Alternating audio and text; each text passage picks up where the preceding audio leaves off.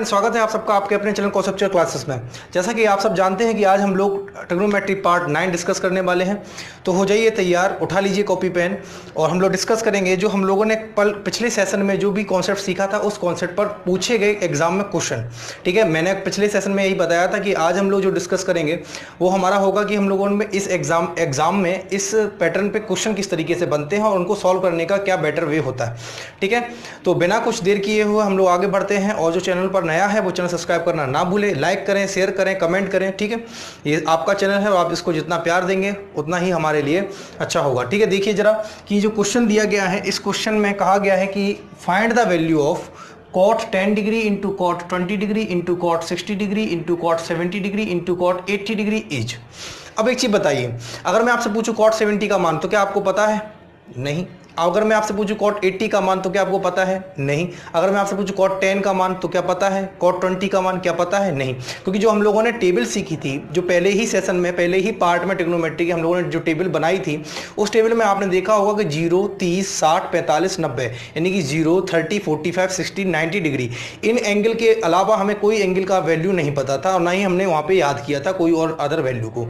ठीक है, तो जो हमें पता है हम उसी के कॉन्सेप्ट पर चलते हैं। तो फिर आखिर हमने ये जब वैल्यू इतनी याद की नहीं है तो फिर किस आधार पर हम ये क्वेश्चन करेंगे। देखिए जरा, हमने आपको कल एक प्रॉपर्टी सिखाई थी कि if angle A plus B is equal to 90 degree, यानी अगर दो एंगल का सम 90 डिग्री होता है then tan A into tan B is equal to 1 and cot A into cot B is equal to 1। मतलब क्या कहा था मैंने? ये कहा था कि अगर दो एंगल आपको दिए जाएं और उन दो एंगल का योगफल अगर आपको 90 डिग्री मिलता है तो ऐसी कंडीशन में होता क्या है? ऐसी कंडीशन में tan A into tan B का मान हमेशा 1 निकलेगा और cot A into cot B का मान यहाँ पे हमेशा क्या निकलेगा? 1 निकलेगा। तो अगर आपको ये प्रॉपर्टी पता है तो आप देखिए इस क्वेश्चन का आंसर यही ऑप्शन से ही टिक कर सकते हैं। कैसे? देखिए, मैं इसको सॉल्व ऐसे ही करूंगा क्योंकि मुझे पता है कि अब आपको पूरी तरीके से कॉन्सेप्ट क्लियर हो चुके हैं। तो जो बेटर वे है सॉल्व करने का मैं उसी वे से बताऊंगा। देखिए जरा कि अगर इस क्वेश्चन को सेकंडों में करना है तो कैसे करना है। आप ये बताइए, 10 डिग्री की बात करूं और 80 डिग्री की बात करूं तो इन दोनों का सम कितना होगा? 90 डिग्री होगा कि नहीं होगा? कि भाई 10 और 80 को आप ऐड करोगे तो 90 डिग्री मिलेगा, यानी कि दो एंगल का सम 90 डिग्री मिल रहा है तो cot A into cot B कितना होगा? 1, यानी कि cot 10 इंटू cot 80 क्या बना देंगे? 1 बना देंगे, यानी यहां से हमें क्या मिलने वाला है? 1 मिलने वाला है। ठीक उसी प्रकार देखिए 20 और 17 को जब आप ऐड करोगे तो 90 मिलेगा, यानी कि 20 और 70 को जब आप ऐड करोगे तो क्या मिलेगा? 90 मिलेगा। तो cot 20 इंटू cot 70 भी क्या बना देंगे? 1। इतनी बात बताइए आपको समझ में आई? मैंने क्या बोला है, मैं एक बार फिर से प्रॉपर्टी लिख देता हूं, जो नया है वो देख लेगा कि मैंने ये कहा था कल कि अगर दो एंगल आपको दिए जाएं जिनका सम हो 90 डिग्री तो प्रॉपर्टी ये होती है कि भाई tan A into tan B 1 होता है। ठीक उसी प्रकार से cot A into cot B भी क्या होता है? 1 होता है। तो हमें करना क्या है, यही प्रॉपर्टी साफ साफ इसमें अप्लाइड हो रही है तो बस अप्लाइड करना है। अब ये नहीं है कि मैं इन सबको लिखता फिरूं कि भाई माना ये कि हमने पढ़ा है प्रॉपर्टी ये होती है तो इस तरीके से सॉल्व करना है। नहीं, आप रिटन एग्जाम नहीं दे रहे हो, आप ऑब्जेक्टिव एग्जाम होगा। जब आपका ऑब्जेक्टिव एग्जाम है तो फिर आपको वहां पे स्टेप बाय स्टेप प्रोसेस नहीं करनी है, आपको तो जितनी जल्दी आंसर मिल सके उतना आपके लिए बेटर होगा। क्लियर है? बात समझ में आ रही है? तो हमने किया गया, हमने जब ये प्रॉपर्टी हमें पता थी कि अगर दो एंगल का योगफल, दो एंगल का सम अगर 90 डिग्री हो जाए तो cot A into cot B 1 होता है। तो देखिए 10 और 80 अगर आप ऐड करोगे तो 90 बनाएगा, तो cot 10 इंटू cot 80 क्या दे देगा आपको? 1। ठीक उसी प्रकार से 20 और 70 को जब आप ऐड करोगे तो 90 देगा, इसी cot 20 इंटू cot 70 भी क्या हो जाएगा? 1। अब देखिए ये 1 हो चुका है, ये 1 हो चुका है, सब है किसमें? मल्टीप्लीकेशन में। तो यहां से अगर मैं आपसे कहूं कि यहाँ पे सॉल्व करके आंसर क्या आएगा तो आपको 1 इंटू cot 60, क्योंकि अभी cot 60 बचा हुआ है और cot 60 का मान अगर आपसे पूछा जाए क्या होता है तो cot 60 का मान होता है 1/√3। क्या होता है? 1/√3। तो जब 1/√3 होता है तो आंसर क्या निकल के आएगा? 1/√3 हमारा आंसर आएगा, यानी ऑप्शन डी हमारा क्या हो जाएगा? आंसर हो जाएगा। तो आप देख सकते हो कि इस क्वेश्चन को सॉल्व करने का बेटर वे क्या है।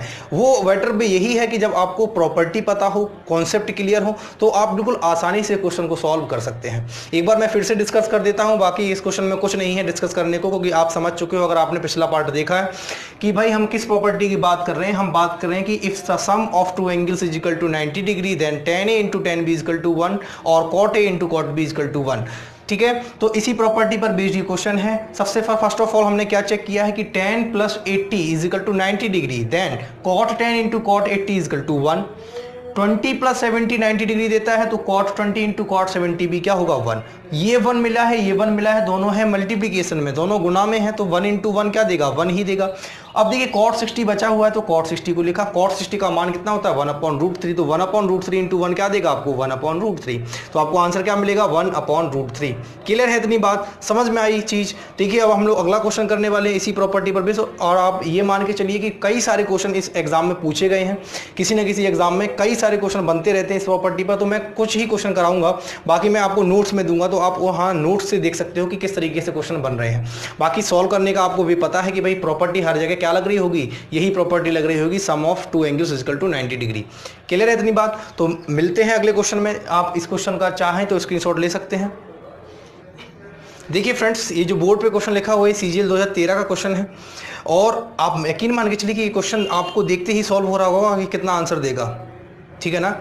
ये कितना आंसर देगा आप ऑप्शन से ही बता सकते हो, बशर्ते कंडीशन क्या है कि आपको जो कल कॉन्सेप्ट सिखाया था वो कॉन्सेप्ट क्लियर होना चाहिए, ठीक है।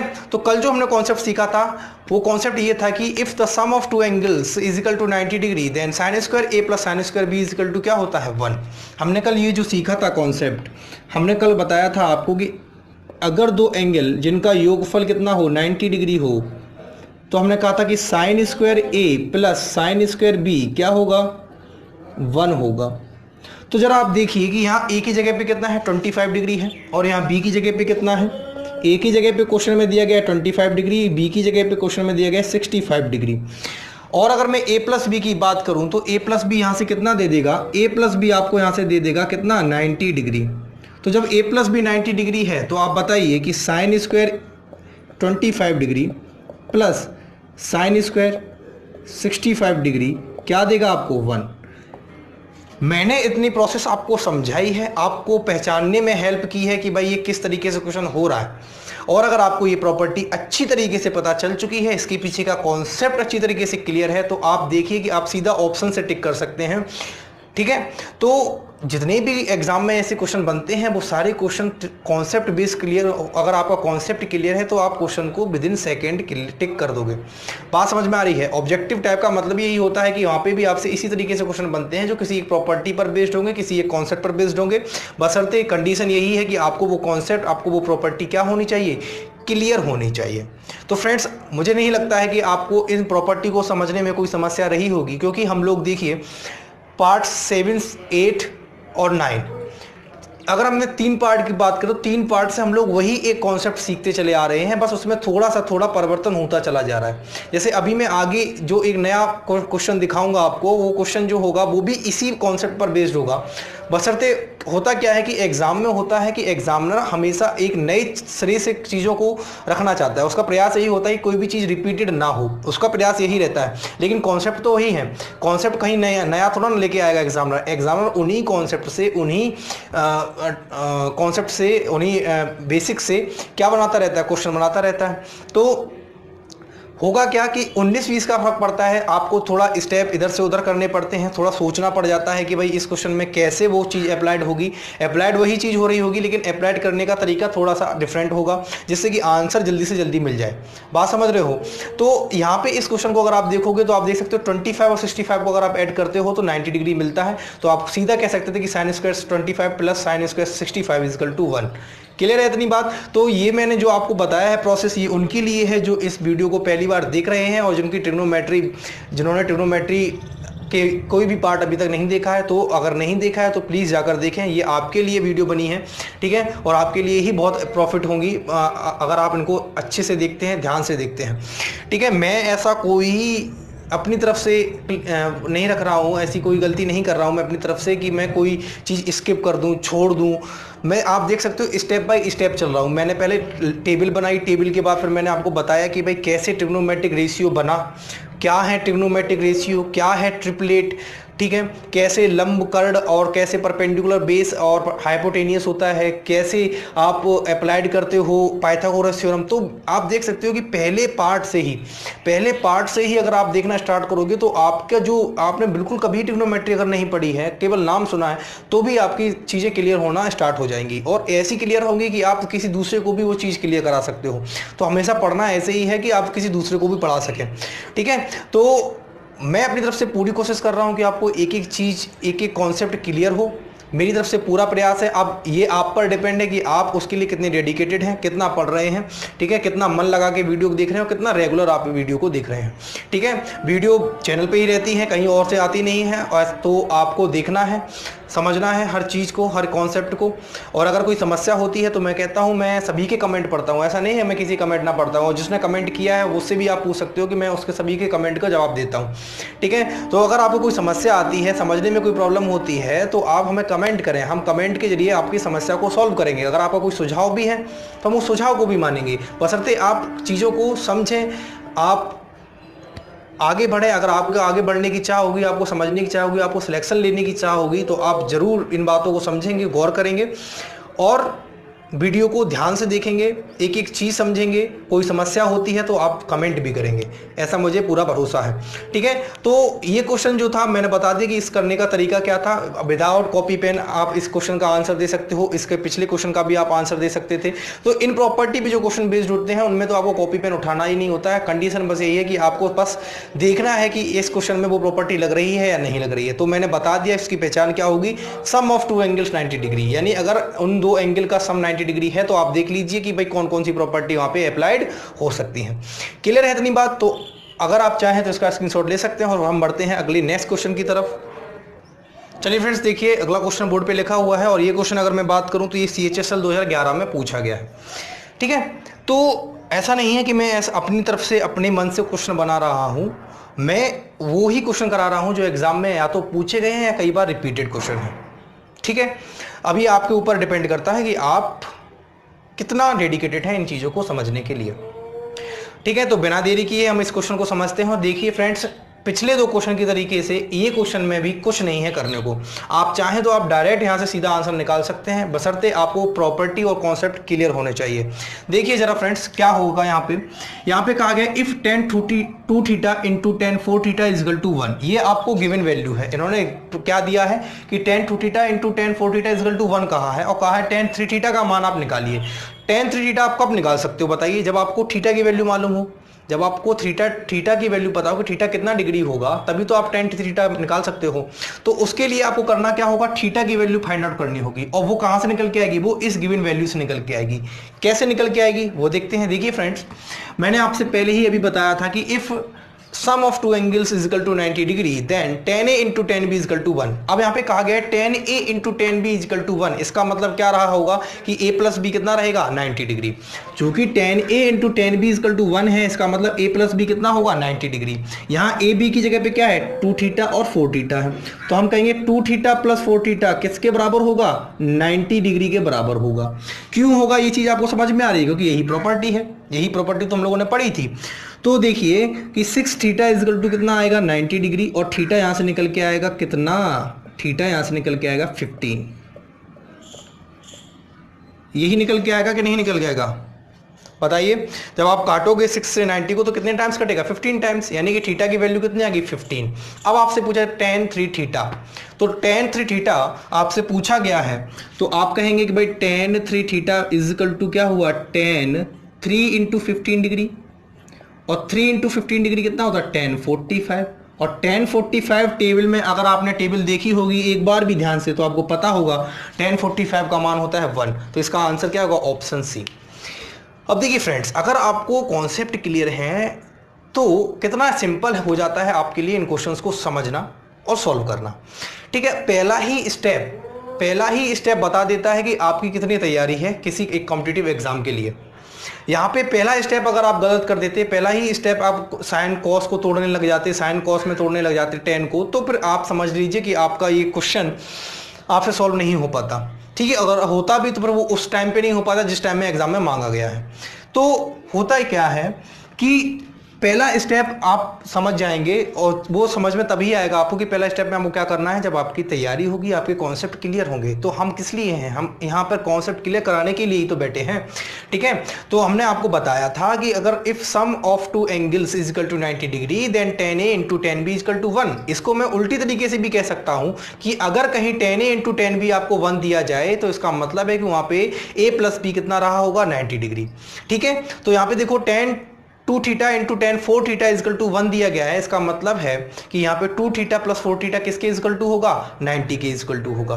तो हमने वही किया है, 2 theta plus 4 theta is equal to 90 degree, यानी कि 6 थीटा इजकल टू 90 डिग्री। तो थीटा कितना निकल के आएगा, 15 डिग्री। तो tan थीटा की बात करेंगे तो tan 45 हो जाएगा, और tan 45 का मान कितना होता है, 1। क्लियर है इतनी बात। चलिए हम लोग अगले क्वेश्चन की तरफ बढ़ते हैं। देखिए फ्रेंड्स, अगर मैं यूपी टेट की बात करूं तो यूपी टेट में तो ट्रिग्नोमेट्री पे इतने बेसिक क्वेश्चन बनते हैं, इतने सिंपल क्वेश्चन बनते हैं कि आप देखिए 2011 में जो इस पर एक क्वेश्चन बना था, वो क्वेश्चन सिर्फ इतना बना था कि आपसे ये कहा गया था कि भाई एक ट्राइंगल है जिसकी साइड 5, 12 और 13 है, 5, 12 और 13 है। तो बताइए ट्राइंगल कौन सा ट्राइंगल होगा। अब बताइए 5, 12 और 13 का मैंने आपको बताया था कि अगर ये ट्रिपलेट फॉलो कर रही हैं तो 144 में 25 जोड़ोगे 169 देगा, और 169 किसका स्क्वायर होता है, 13 का। जब ये ट्रिपलेट है तो कौन सा ट्राइंगल होगा, समकोण, यानी कि राइट एंगल ट्राइंगल होगा। तो यूपी टेट वालों से तो मेरा यही आग्रह है कि अगर आप इन वीडियो को सिर्फ एक बार देखने की ही कृपा करें, कृपा दृष्टि डाल दें आप अपनी एक बार इस पर, सारी वीडियो पर, तो आपका कोई क्वेश्चन नहीं रहेगा। देखिए होता क्या है कि आप जब तैयारी करते हैं कि आप यूपी टेट का समझ के चलते हैं, और यूपी टेट जितनी ही तैयारी करते हैं, तो कभी भी जब क्वेश्चन थोड़ा लेवल से ऊपर आता है तो आप कहते हैं कि भाई पाठ्यक्रम से ऊपर का क्वेश्चन आ गया। भाई आप तैयारी रखिए, आप अगर अपनी तैयारी रखेंगे अच्छी तो होगा क्या कि अगर आपसे लेवल से भी ऊपर क्वेश्चन बनता है तो आप उस क्वेश्चन को कर ले जाएंगे, ठीक है। तो शिकायतों को ना रखिए कि भाई ये शिकायत है, ये शिकायत है कि भाई पाठ्यक्रम से बाहर का आ गया, लेवल से ऊपर का पूछ लिया गया। आप अपनी तैयारी रखिए, आप ऐसी तैयारी होनी चाहिए कि आपसे किस तरीके से भी क्वेश्चन पूछे आप उसको सॉल्व कर सकें, ठीक है। ये मैं अपने हिसाब से बता रहा हूँ कि भाई अगर आपकी तैयारी अच्छी है, अगर आपके कॉन्सेप्ट क्लियर हैं, तो फिर कोई एग्जाम में आप बैठोगे जहाँ मैथ आपसे पूछी जा रही है, आप इस विश्वास से बैठें कि आपका कोई एग्जाम हो वो आपसे मैथ में कोई गलती नहीं होनी चाहिए। कोई भी एग्जाम XYZ बना रहे, उसके लिए आपको सिर्फ यही है कि आपके सारे कॉन्सेप्ट क्लियर होने चाहिए। तो आप देख सकते हो कि मैं बिल्कुल बेसिक से क्लियर करा रहा हूँ, हर एक चीज़ क्लियर करा रहा हूँ, और यही ट्रिक होती है। ये जो क्वेश्चन आप विदिन सेकेंड कर रहे हो, ये है क्या, ये ट्रिक ही तो है। लेकिन ये ट्रिक निकली किससे है, कॉन्सेप्ट से। ये कोई नहीं आपको बताएगा कि भाई ये क्या है। आप किसको भी देखोगे तो आप इससे सीधा सीधा ये बोलेगा कि भाई ये प्रॉपर्टी है, ऐसे ऐसे पढ़ लो, ये ट्रिक है, ऐसे ऐसे लगा दो, अप्लाइड कर दो। कैसे आई ट्रिक, क्या कॉन्सेप्ट बन रहा है, वो सारी चीज़ें मैं आपको यहाँ पे डिस्कस करा रहा हूँ, ठीक है। चलिए फ्रेंड्स, देखिए जो क्वेश्चन बोर्ड पे लिखा हुआ है 2014 में आया हुआ क्वेश्चन है, 2014 का क्वेश्चन है, और देखिए क्वेश्चन बिल्कुल ही उसी प्रॉपर्टी पर बेस्ड है, ठीक है। तो देखिए कैसे इस क्वेश्चन को करना है। आपसे सीधा सीधा कहा गया है कि sine 60 minus x is equal to cos y plus 60। क्या कहा गया है, sine 60 minus x is equal to cos y plus 60। तो आपने प्रॉपर्टी पढ़ी थी कि if sum of two angles is equal to 90 degree then sine A is equal to cos B. ये आपने पढ़ा था कि नहीं पढ़ा था, मैं एक बार फिर से लिख दे रहा हूँ। तो आप देख सकते हो कि हम इतनी प्रैक्टिस कर ले रहे हैं, बार बार इन क्वेश्चन को लगा के, इसके टाइप के क्वेश्चन लगा के इतनी तैयारी कर ले रहे हैं कि आपको सारी प्रॉपर्टी समझ में आ जा रही हैं, आपके माइंड में बैठ जा रही हैं ये सारी प्रॉपर्टियां। तो यही होता है पढ़ने का बेस्ट तरीका कि आप एक क्वेश्चन को, एक तरीके के क्वेश्चन को कई बार अप्लाइड करें, लगाएं। जिससे होगा क्या कि आपको वो तरीका, वो कॉन्सेप्ट क्या होगा, माइंड में बिल्कुल बैठ जाएगा, आपको रटने की जरूरत नहीं पड़ेगी, ठीक है। तो ये कोई भी कॉन्सेप्ट आपको रटना नहीं पड़ा होगा। आई होप कि आपको ऐसा होगा कि आपने रटा नहीं होगा, क्योंकि मैंने सारे कॉन्सेप्ट समझाए हैं, इसके पीछे कड़ी की कड़ी मिला के आपको बताया है कि आखिर ऐसा हो क्यों रहा है। तो जब आपको ये पता रहता है कि भाई ये कॉन्सेप्ट आया कहाँ से, ये ट्रिक आई कहाँ से, ये ट्रिक बनी कैसे है, तो वो ट्रिक रटनी नहीं पड़ती है और ना ही उसमें कुछ ज़्यादा दिमाग लगाना पड़ता है, ठीक है। तो मैंने आपको ये बताया था कि sum of two angles 90 degree then sine A is equal to cos B. मैंने ये भी आपसे कहा था कि अगर साइन ए कॉस बी के बराबर क्वेश्चन में दिया गया है तो इसका मतलब सिर्फ एक ही है कि वहाँ पे दोनों एंगल का जो सम होगा वो 90 डिग्री रहा होगा। यहाँ पे आप देख सकते हो क्वेश्चन में साइन और कॉस आपस में बराबर है। इसका मतलब क्या है कि इन दोनों के एंगल का जो सम होगा वो कितना रहा होगा, 90 डिग्री। ये हम नहीं कह रहे हैं, ये मैंने अपनी तरफ से कुछ नहीं कहा है, ये कौन कह रहा है, ये कॉन्सेप्ट कह रहा है, ठीक है। तो जब साइन कॉस के बराबर है, इसका मतलब है कि इन दोनों के एंगल का जो सम होगा, इन दोनों के एंगल का जो सम होगा वो 90 डिग्री के बराबर होगा। इनके एंगल क्या है 60 minus x plus y plus 60 degree is equal to क्या है 90 डिग्री। इतनी बात क्लियर है। अब यहाँ से देखिए अगर मैं बात करूँ ये x माइनस का है और ये y प्लस का है, तो ये है y माइनस एक्स। 60 और 60 दोनों ऐड हो जाएंगे तो बना देंगे 120 डिग्री। अब देखिए y माइनस एक्स अगर मैं निकालूं तो ये निकल के आएगा माइनस का 30 डिग्री। आएगा कि नहीं निकल के आएगा? देखो 120 डिग्री प्लस का है, पॉजिटिव है, जब वहां जाएगा तो माइनस में जाएगा, तो इसका मतलब माइनस 30 निकल के आएगा। अब यहां से मैं माइनस कॉमन लेता हूं तो ये हो जाएगा x माइनस वाई, और माइनस से माइनस कट जाएगा तो x माइनस वाई कितना निकल के आएगा 30 डिग्री। मैंने x माइनस वाई ही क्यों लिया है? क्योंकि मुझे पूछा गया है साइन x माइनस वाई की वैल्यू। x माइनस वाई की वैल्यू पूछी गई है तो मुझे x माइनस वाई पता होना चाहिए कि डिग्री कितना निकल के आ रहा है, कितना डिग्री एंगल निकल के आ रहा है x माइनस वाई। तो x माइनस वाई जो निकल के आ रहा है वो निकल के आ रहा है फ्रेंड्स 30 डिग्री। ठीक है ना, 30 डिग्री x माइनस वाई निकल के आ रहा है। अब इसी x माइनस वाई को मुझे कहाँ रखना है? इसी x माइनस वाई को मुझे रखना है साइन की वैल्यू में। तो आप बताइए साइन x माइनस वाई का मतलब क्या हुआ? साइन 30। और साइन 30 का मान कितना होता है? साइन 30 का मान आप में से कोई बता दो, ये ऑप्शन में लिखे हुए हैं। ठीक है, ऑप्शन में लिखे हुए हैं, तो इनमें से बताइए सारी वैल्यू जो लिखी हुई है वो सब की वैल्यू साइन की वैल्यू ही है। क्योंकि आप समझ सकते हो कि जब आपसे साइन पूछा गया है तो आपसे ऑप्शन में भी क्या दिए जाएंगे? ऑप्शन में भी आपको साइन ही दिया जाएगा। ठीक है, तो साइन 30 की अगर मैं बात करूं तो ये होता है 1/2, तो आंसर हो जाएगा आपका ऑप्शन बी 1/2। ठीक है, साइन 60 की बात करता हूं √3/2 होता है, साइन 30 की बात करता हूं 1/2 होता है। वहीं उल्टा हो जाता है cos 60 होता है आपका 1/2 और cos 30 होता है √3/2। ठीक है, तो एक बार अगर आपको इसमें समस्या हो रही है तो आप एक बार टेबल देख लें। टेबल अगर आप एक बार देख लेंगे तो आपको ये वैल्यू समझ में आ जाएंगी कि भाई 30 क्या होता है, cos 30 क्या होता है, sin 45 क्या होता है, cos 45 क्या होता है। आई होप आपको ये सवाल और ये कॉन्सेप्ट समझ में आ रहा होगा, मज़ा आ रहा होगा क्लास में। अगर आपको मज़ा आ रहा है, चीज़ें कॉन्सेप्ट क्लियर हो रही हैं, तो आप लाइक करना ना भूलें, चैनल को शेयर करें। जितना शेयर करेंगे ठीक है उतना ही ये चैनल बढ़ेगा। लोगों तक पहुँचाएँ, अपने भाइयों तक पहुँचाएँ, जिससे कि और भी भाई इसका फ़ायदा उठा सकें। ठीक है, सभी जो दूर दराज के लोग हैं जो वंचित रह जाते हैं कि भाई उनके पास पैसे नहीं होते हैं या वो फैसिलिटीज़ नहीं होती हैं कि वो इतना अच्छी एजुकेशन गेन कर पाएँ, तो उन तक ये चैनल पहुँचे जिससे कि उनकी हेल्प हो सके। ठीक है, मैं आया ही इसी उद्देश्य से हूँ कि दूर दराज तक ये चैनल पहुँचे, और जो अभी तक इन कॉन्सेप्ट से अछूते रह गए हैं, जिन तक ये कॉन्सेप्ट नहीं पहुँचे हैं, जिनको मैथ बर्डन लगती है, बहुत बड़ी लगती है और बहुत कठिन लगती है, उनके लिए मैं सरल कर सकूँ, उनके लिए बेहतर प्रयास कर सकूँ। ठीक है, तो इसी प्रयास को आगे बढ़ाते हुए हम लोग अगला क्वेश्चन करने वाले हैं। ठीक है फ्रेंड्स, बने रहिए वीडियो के एंड तक, क्योंकि एंड में मैं ऐसे क्वेश्चन कराने वाला हूं जिनको आप देखेंगे कहेंगे कि ये कितने बड़े क्वेश्चन हैं और इनको सॉल्व करना मुश्किल ही काम होगा आपके लिए, आप ऐसा सोचेंगे। लेकिन जब उसको हम सॉल्व करेंगे तो आप देखेंगे कितना सिंपल होता है इन क्वेश्चन को सॉल्व करना। ठीक है, तो जो दिखता है एक्चुअली में वैसा होता नहीं है। ठीक है, तो आप आज तक आपको जो ट्रिग्नोमेट्री कठिन लग रही थी, अगर आप ये वीडियोस देख रहे हैं तो आपको ट्रिग्नोमेट्री उतनी कठिन नहीं लग रही होगी, बिल्कुल सरल हो गई होगी आपके लिए। वो होता इसीलिए है कि जब आप किसी एक चीज़ को पढ़ने के लिए बैठेंगे तो फिर आपको सारी चीज़ें क्लियर होंगी और आपको सारे कॉन्सेप्ट क्लियर होते चले जाएंगे, डाउट बिल्कुल खत्म होते चले जाएंगे। जो डर बैठा होगा वो डर बिल्कुल आपका खत्म हो जाएगा। ठीक है, तो इसी डर को भगाने के लिए मैं यहाँ आया हूँ, आपके समक्ष उपस्थित हूँ। ठीक है, और रेगुलर क्लासेस चल रही हैं, आप ये भी देख सकते हैं कि मैं कितना डेडिकेटेड हूँ। ऐसे टाइम पर मैं आपके लिए सारी क्लासेस लेके आ रहा हूँ। ठीक है, तो बने रहिए वीडियो में, देखते हैं कि आगे हम लोग क्या ऐसा डिस्कस करने वाले हैं। अगले क्वेश्चन की तरफ चलते हैं। अगर आप चाहें इसका स्क्रीनशॉट लेना तो आप स्क्रीनशॉट ले सकते हैं। चलिए फ्रेंड्स, देखिए इस क्वेश्चन को। ये क्वेश्चन देखने में आपको कितना बड़ा लग रहा है, आप देख सकते हो कि पूरी एक लाइन में चली गई है और एंड में मैंने यहाँ पे लिख दिया cot 49, वो लिखा हुआ है cot 48 के आगे की चीज़ है। ठीक है, तो वहाँ आपको दिखती नहीं, इसलिए मैंने इसको नीचे लिख दिया cot 49 डिग्री को। इस क्वेश्चन को सॉल्व करते हैं और आप देखिए कि इस क्वेश्चन को मैं यहाँ पे सीधा सॉल्व कर दूंगा, कोई और तरीका है ही नहीं। सबसे बेस्ट तरीका यही होगा, बशर्ते आपको इसके पीछे का कॉन्सेप्ट समझ में आ रहा हो। देखिए मैं आपको बताता हूँ, अगर मैं यहाँ पे बात करूँ 41 और 49, इन दो एंगल की अगर मैं बात करूं, अगर 41 में 49 ऐड करोगे तो आपको क्या मिलेगा 90 डिग्री। और 90 डिग्री पर cot A into cot B क्या हो जाता है, cot A into cot B क्या हो जाता है 1 दे देता है कि नहीं दे देता है, यानी यहाँ से आपको 1 मिलेगा। ठीक उसी टाइप से 42 डिग्री और 48 डिग्री को जब आप ऐड करोगे तो आपको क्या मिलेगा 90 डिग्री मिलेगा। और 90 डिग्री मिलेगा तो cot A into cot B क्या हो जाएगा 1 हो जाएगा। इतनी बात समझ में आ रही है। 43 डिग्री को देखिए, 47 डिग्री को देखिए, दोनों का सम क्या हो रहा होगा 90 डिग्री, तो cot A into cot B यहाँ पे भी क्या हो जाएगा 1 हो जाएगा। 44 और 46 डिग्री को देखिए, ये भी बना देंगे 90 डिग्री, तो यहाँ पे भी क्या मिलेगा 1। क्लियर हो रही है बातें। तो ये चीज़ तो आपको यहाँ से इस क्वेश्चन में देख के ही समझ में आ रहा था कि अगर ये प्रॉपर्टी अप्लाइड हो रही है तो आपको क्या कैसे करना है। तो आप यहाँ पे देख सकते हो कि सारी चीज़ें मल्टीप्लीकेशन में हैं, तो सारी चीज़ें अपने आप एज इट इज़ होती चली जाएंगी कि 1 × 1 × 1 × 1, कितने बार भी 1 का मल्टीप्लिकेशन कर लो हमेशा मिलता क्या है 1। अब यहाँ पे एक चीज़ रह गई है सिर्फ और सिर्फ किसको कैलकुलेट करना, cot 45 को, यानी कि 1 × cot 45 रह गया है और यही हमारा आंसर होगा।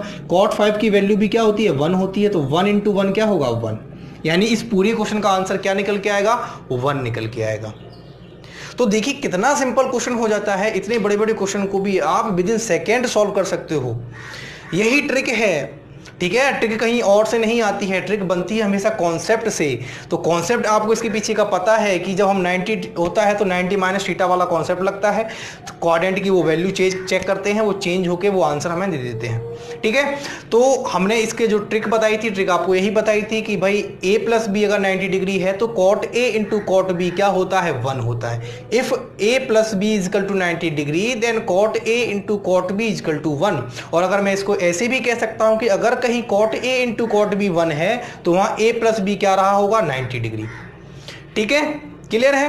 तो हम यहाँ पे चेक करते गए कि भाई किस किस एंगल का सम 90 डिग्री है, वहां 1 होता चला जाएगा क्योंकि सारी वैल्यू किस में है मल्टीप्लिकेशन में है। बच जाता है cot 45, cot 45 की वैल्यू अपने आप में क्या होती है 1 होती है, तो आंसर क्या आएगा 1 आएगा। क्लियर है, इतनी बात समझ में आ रही है, चीजें मजा आ रहा है। अगर मजा आ रहा है तो क्लास लाइक करना ना भूलें। ठीक है, चलिए फ्रेंड्स देखिए ये जो क्वेश्चन बोर्ड पे लिखा हुआ है, अब मैं बताऊंगा कि भाई इस क्वेश्चन में आते आते हम लोग तरीका वही है, कॉन्सेप्ट वही है, ट्रिक वही है, लेकिन अब यहाँ पे क्वेश्चन को अप्लाइड करने का थोड़ा तरीका चेंज होगा। हम जो क्वेश्चन सॉल्व करेंगे वो थोड़ा तरीका अलग होगा, लेकिन कॉन्सेप्ट वही लग रहा होगा। देखिए अगर मैं इस क्वेश्चन की बात करूं तो इस क्वेश्चन में आपसे कहा गया है कि find the value of sin² 1 degree plus sin² 2 degree plus sin² 3 degree plus ... sin² 89 degree. आपको मैं बता दूं इनको एक नाम दिया जाता है, आप इनको ऐसे भी कह सकते हैं कि ये सीरीज वाइज क्वेश्चन हुए इसी ट्रिक पर, इसी कॉन्सेप्ट पर ये कौन से क्वेश्चन कहलाएंगे सीरीज बेस्ड क्वेश्चन कहलाएंगे। यहाँ पे ये सीरीज बना रहा होगा पूरा, और यहाँ पे जो सीरीज बन रही होगी आप ये मान के चलिए कि हमेशा यहाँ पे जो सीरीज बनेगी वो बनेगी आपकी अर्थमेटिक सीरीज, अर्थमेटिक प्रोग्रेशन बनती है। अर्थमेटिक प्रोग्रेशन में आपको पढ़ाऊंगा कब, जब हम पढ़ेंगे नंबर सिस्टम। अभी मैं यहाँ पे आपको बता दूंगा कि भाई क्या होती है अर्थमेटिक सीरीज, और जो जितनी काम की चीज़ है इस क्वेश्चन के लिए, इस कॉन्सेप्ट के लिए, वो हम यहाँ पे सीख लेंगे। पहले आपको मैं बताता हूँ कि यहाँ पे एक्चुअली हो क्या रहा है, एक्चुअली हमसे पूछा क्या जा रहा है वो आप समझिए। पहले देखिए हम लोगों ने प्रॉपर्टी जो पढ़ी थी, प्रॉपर्टी हम लोगों ने ये पढ़ी थी, जो हम लोगों ने प्रॉपर्टी पढ़ी थी वो हमने ये पढ़ी थी कि if angle a + angle b = 90 degree then sin² a, क्या पढ़ा था sin² a plus sin² b = 1, यही पढ़ा था। हमने कहा था कि अगर a + b 90 डिग्री है यानी sum of two angles = 90 degree then sin² a plus sin² b = 1, तो sin² a plus sin² b क्या होगा 1 होगा। कैसे होगा वो सारे प्रूफ मैंने आपको बताए थे। ठीक है, तो वहाँ मुझे नहीं जाना है, क्योंकि अगर वो चीज़ देखनी है आपको तो आप पिछले के 2 सेशन देख सकते हैं, आपको वहाँ से सारी चीज़ें क्लियर हो जाएंगी। ठीक है, अब देखिए यहाँ पे हो क्या रहा है, यहाँ पे प्रॉपर्टी यही लग रही है, प्रॉपर्टी जो आपकी लग रही है वो यही लग रही है। कैसे लग रही है वो मैं आपको बताता हूँ। देखिए मैं आपको दिखाता हूँ कि क्या चीज़ें हो रही हैं, कैसे ये क्वेश्चन बना है, कैसे एग्जामिनर ने सोचा है और कैसे इस क्वेश्चन का पूरा एक आधार रखा गया है। देखिए अगर मैं बात करता हूँ sin² 1 डिग्री sin² 89 डिग्री की, तो आप बताइए 1 और 89 ऐड करोगे तो क्या दे देगा 90 डिग्री, यानी कि जब 1 और 89 आपको 90 डिग्री दे देंगे तो sin² 1 डिग्री और sin² 89 डिग्री प्लस करोगे तो क्या देगा आपको 1 देगा कि नहीं देगा। इतनी बात समझ में आ रही है, क्योंकि ये प्रॉपर्टी हमसे यही बात कहती है।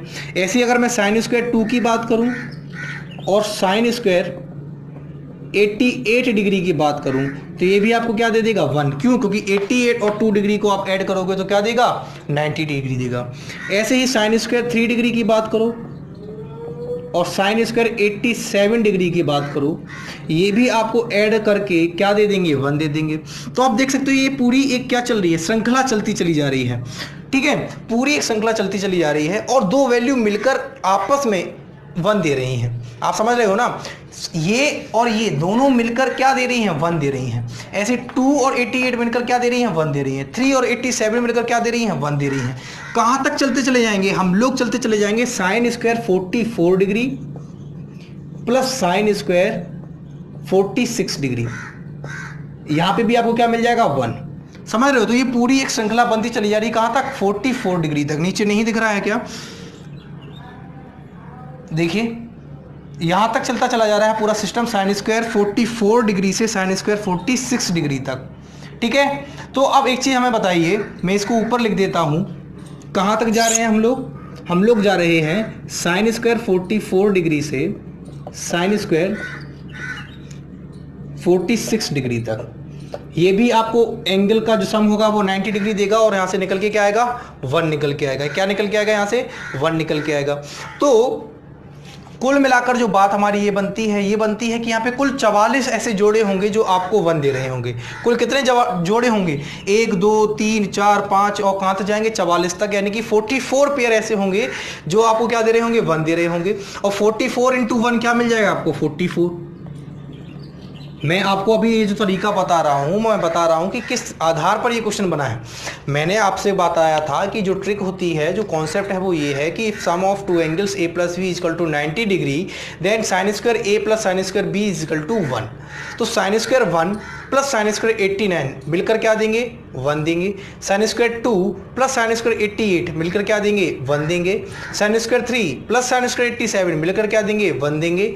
Sine square 4 plus sine square 86 मिलकर क्या देंगे? 1 देंगे। तो ऐसे ही ये पूरे पेयर बनते चले जाएंगे। पेयर का मतलब क्या होता है कि दो वैल्यू आपस में मिलकर एक मान निकाल रही हैं। तो ये कितने जोड़े बनेंगे? 44 डिग्री तक जाएंगे, क्योंकि 45 अपने आप अकेला रह जाएगा, क्योंकि वो मिडिल टर्म कहलाएगा। 45 का कोई जोड़ा नहीं बनेगा, 45 डिग्री का कोई जोड़ा नहीं बनेगा, क्योंकि 45 90 होता है, और 45 तो एक ही होगा इस पूरी सीरीज में। समझ रहे हो? तो 44 और 46 तक एक जोड़ा बनेगा।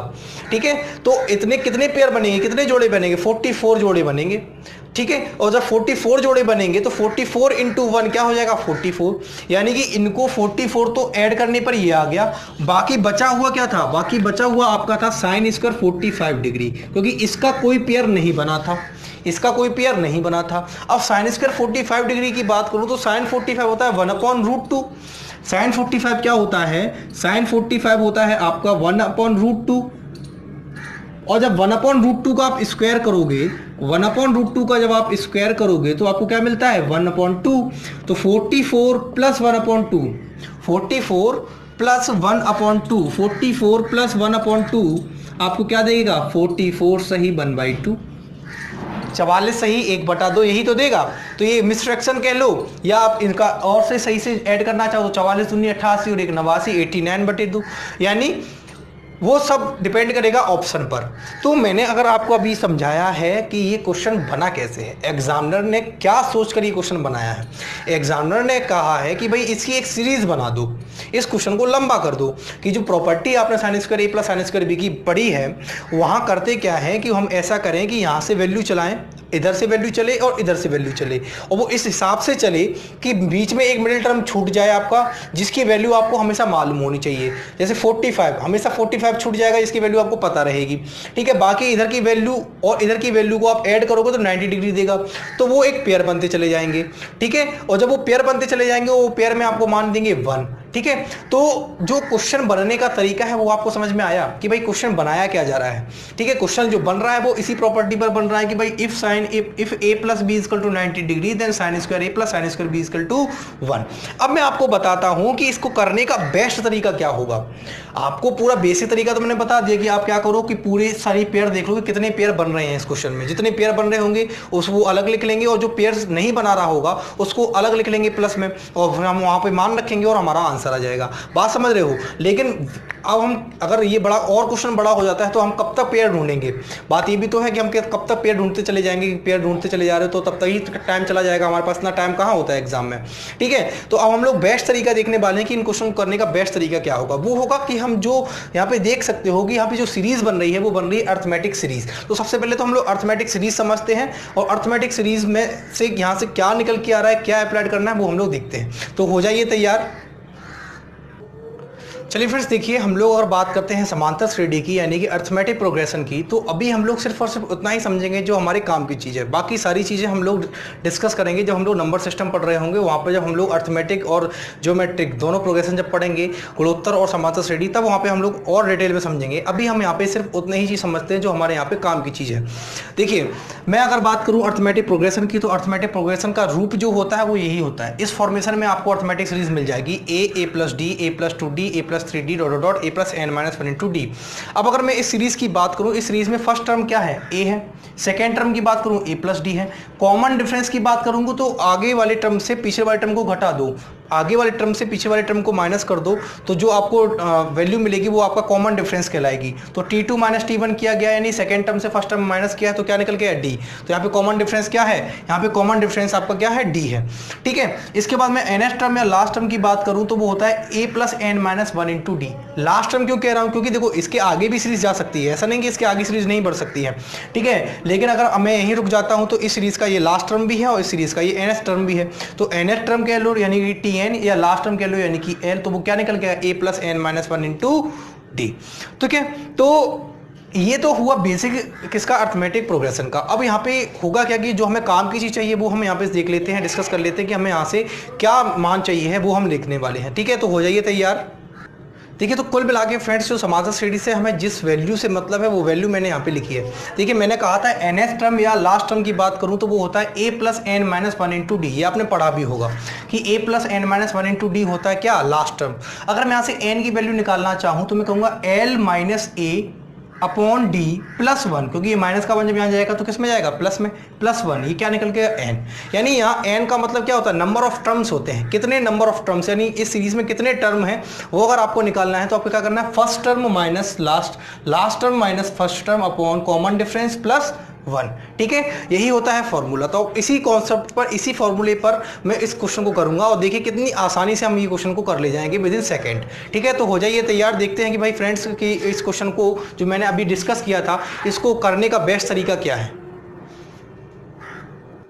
देखिए फ्रेंड्स, यही क्वेश्चन था जो मैंने बोर्ड पे लिखा है। अब देखिए, इस क्वेश्चन को करने के लिए आप एक चीज़ देखिए कि अगर मैं यहाँ पे 1 2 3 4 87 88 89 इसको अगर मैं देखूं तो आप देख सकते हो कि ये एक सीरीज चलती जा रही है। देखिए जरा कि 1 डिग्री है, 2 डिग्री है, 3 डिग्री है, ऐसे ही ये कहाँ तक जा रही है? 89 डिग्री तक। तो ये एक पूरी सीरीज बन गई है। इस सीरीज के फर्स्ट टर्म की बात करूं तो आपका होगा 1, लास्ट टर्म की बात करूं तो आपका होगा 89, और अगर मैं यहाँ पे कॉमन डिफरेंस की बात करूँ तो 2 माइनस 1, क्योंकि मैंने कहा था कि फर्स्ट आगे वाले टर्म से पीछे वाले टर्म को माइनस करो तो आपको कॉमन डिफरेंस मिल जाता है।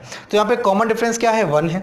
अब यहाँ से अगर मैं n की वैल्यू निकालना चाहूँ तो n की वैल्यू मैंने अभी बताई थी, last term minus first term. Last term 89 है, फर्स्ट टर्म आपका 1 है, अपॉन कॉमन डिफरेंस भी 1 है, प्लस क्या है? 1। यही हुआ। तो आप यहाँ से देख सकते हो कि 80 n जो निकल के आएगा वो देखिए 89 में से 1 घटाओगे 88, और 88 में फिर से 1 जोड़ दोगे तो हो जाएगा 89। n यानी नंबर ऑफ टर्म यहाँ पे कितने हैं टोटल? 89। यानी इस सीरीज में मुझे ये पता चल गया कुल जो टर्म है वो 89 टर्म है। अब एक चीज़ बताइए, मैंने अभी आपको बताया था कि 2 टर्म मिलके एक वैल्यू दे रहे थे, 2 टर्म मिलके एक वैल्यू दे रहे थे। इसका मतलब है कि यहाँ पे अगर मैं आंसर की बात करूँ तो ये कुल टर्म 89 है, तो आंसर क्या होगा? 89 अपॉन 2। आंसर क्या होगा? 89 अपॉन 2। अपॉन 2 क्यों हुआ? क्योंकि 2 टर्म मिलकर एक बन रहा था, 2 टर्म मिलकर एक बन रहा था, क्योंकि sign square A plus sine square B मिल रहा था। ये 2 टर्म मिलेंगे तब आपको 1 देगा। इसका मतलब क्या है कि 89 कुल टर्म थे। 89 में अगर मैं 2 टर्म मिलकर एक बन रहा है तो हाफ कर दूंगा 89 का। 89 के हाफ की बात करूं तो यही हमारा आंसर है। इसी को आप 44 से ही 1/2 भी कह सकते हो, तो यही आंसर हो गया आपका। तो आप देख सकते हो कि अगर आपको अर्थमेटिक का कॉन्सेप्ट क्लियर था तो आप यहाँ पे सिर्फ एक फॉर्मूला लगाओगे नंबर ऑफ टर्म का। टोटल नंबर ऑफ टर्म यहाँ पे निकालिए, n equal to first last term minus first term upon common difference plus 1, last term minus first term upon common difference plus 1। ठीक है, तो जैसे ही आप लगाओगे उस क्वेश्चन का आपको आंसर आपको सीधा सीधा मिल जाएगा। यहाँ पे फिर आपको ये चेक नहीं करना है कितने पेयर बन रहे हैं और कौन सी वैल्यू छूट रही है।